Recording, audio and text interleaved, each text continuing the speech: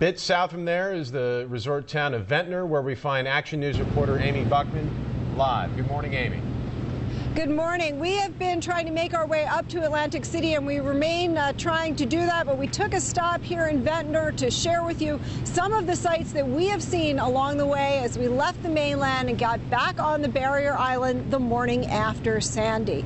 As we crossed the causeway to get to the Longport Bridge, we found a half-dozen downed poles on the causeway, which is one of the reasons why they're not allowing access to the barrier islands. The situations with debris and flooding remain on just about all of the access roads.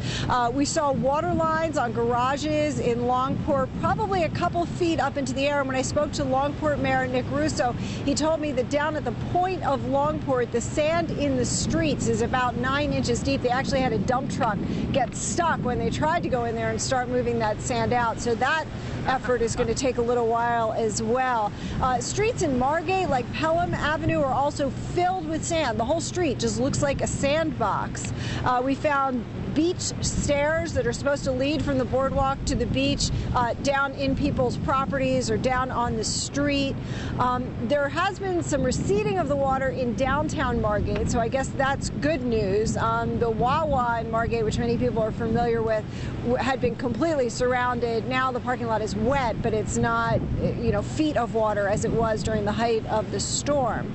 But then as you move up into Ventnor, which really took a hit, you find that some of the bulkheads along the shoreline have been washed out, like on Kenyon Street, and many of the beach block streets here are filled with water. Let me just show you one last thing quickly.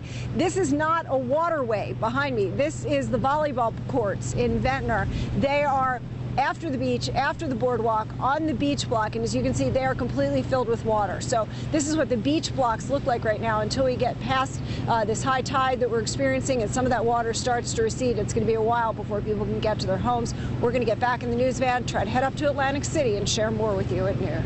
Live here in Ventnor, I'm Amy Buckman, Channel 6 Action News.